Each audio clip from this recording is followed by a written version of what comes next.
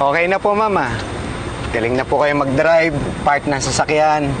At alam nyo na rin po yung basic troubleshoot. At hindi lang po yon, alam nyo na rin po ang basic parts ng kotse. Alam ko na yata lahat.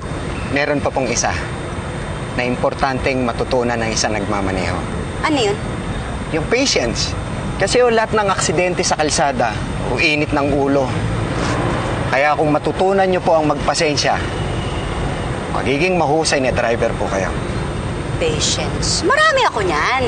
Kaya lang mamaya na natin pag-usapan yan, ha? Hindi ka na magmaneho na tayo. Okay po, ma'am.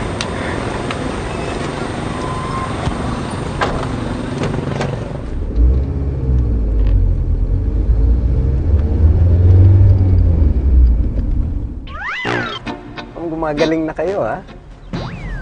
Thank you po. O, ma'am, pagka malapit na kayo sa stoplight, lagi kayong nakaalalay sa preno. Tapos, ma'am, hindi lang yung stoplight, yung mga kasunod pa yung sasakyan, yung nasa gilid nyo, kailangan aware kayo kung ano po yung mga sitwasyon, kung kakanan ba sila o kakaliwa.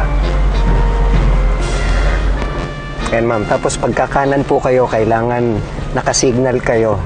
Maaga po yung sign ng signal para aware yung nasa likod na kakanan po kayo. Pagka parating na po tayo sa stoplight. Okay lang po yan.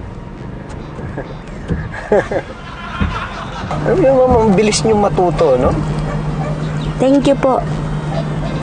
Bubusin na po ba?